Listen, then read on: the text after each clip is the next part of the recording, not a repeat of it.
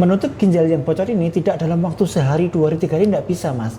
Jadi mesti butuh waktu beberapa bulan sambil kita edukasi pasiennya untuk banyak makan protein ya. Kalau ginjal sudah ditutup, tidak bocor lagi, proteinnya ditambah, maka insya Allah akan hilang itu bengkaknya.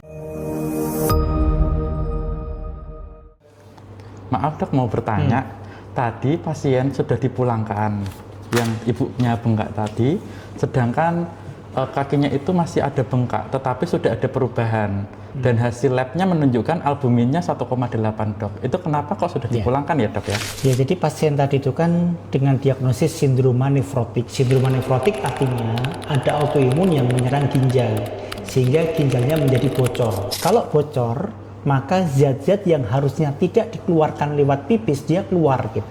Salah satunya adalah albumin atau protein tadi itu, Mas. Sehingga di dalam pipisnya tampak urin rutinnya kan hasilnya protein urinnya adalah positif 4. Artinya ada kebocoran dari ginjal.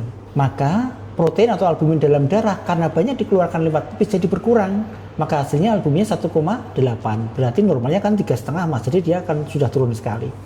Padahal protein atau albumin ini fungsinya adalah menjaga cairan dalam darah tetap tidak keluar dari pembuluh darah.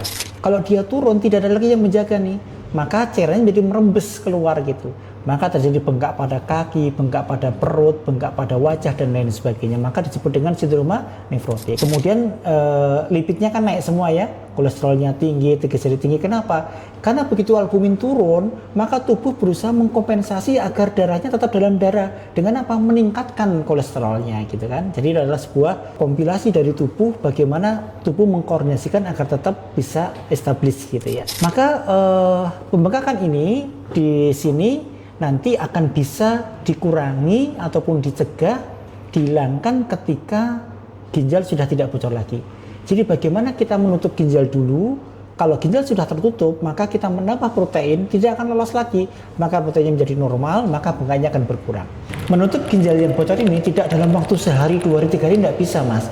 Jadi mesti butuh waktu beberapa bulan. Makanya pasien kan tidak mungkin kita rawat sampai berbulan-bulan kan. Kita pulangkan dulu, yang penting sesaknya sudah berkurang. Kenapa sesak? Karena cairannya juga ngerembes di paru, Mas, sehingga sesak nafas kan.